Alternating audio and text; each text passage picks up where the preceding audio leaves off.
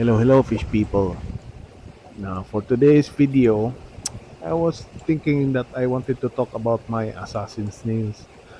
Now, I got them a little over a year ago, maybe 18 months. Being in the aquarium hobby for so long, I never think that I would ever keep assassin snails. And for snail, they are pricey. They are priced around 80 pesos in my area, or roughly a dollar, maybe a dollar and a quarter, something like that. And yeah, so I was also thinking that maybe these assassin snails would eventually become a problem. So here are some things that I want to share to you, some things that I know now that I wish I knew then, so that I could have kept these assassin snails better or provided better environment for them. Okay, so first off, when I got these assassin snails, I was thinking that they would immediately get on with it and go after the ram's horn and bladder snail infestation that I was having.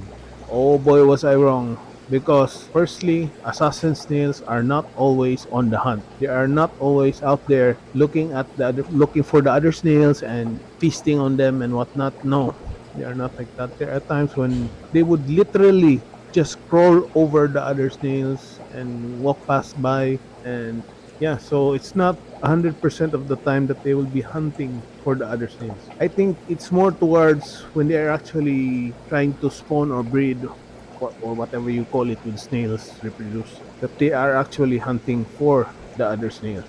And two, something that I also know now that I did not know then is that assassin snails take quite a while to actually reproduce and multiply. When the assassin snails are hatched, or rather when the eggs are laid, the eggs are actually laid on stuff that's on your aquarium, and when they hatch, they actually burrow and stay burrowed for quite some time. So you're talking about 6 months, 7 months. That's how long before they are actually out there and about and hunting the other snails. So that's something that you should know.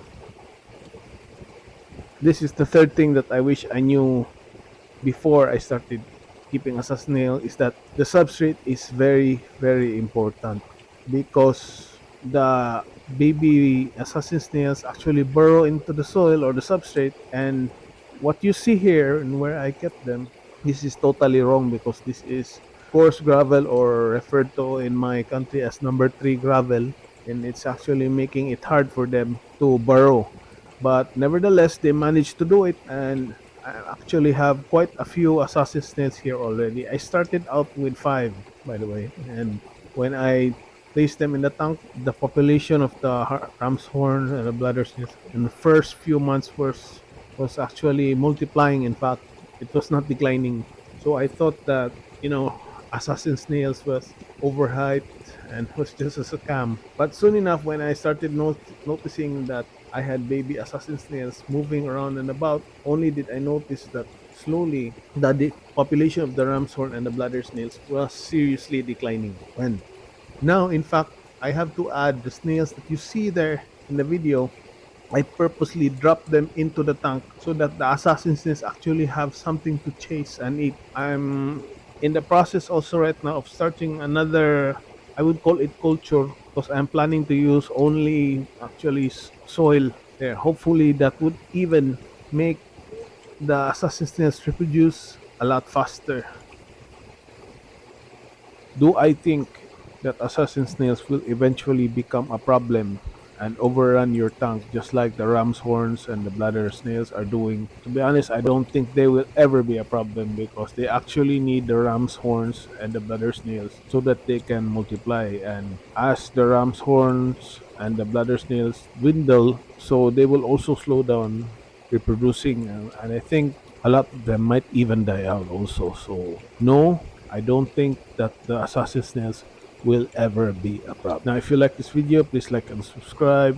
It will really help me grow my channel. Bye.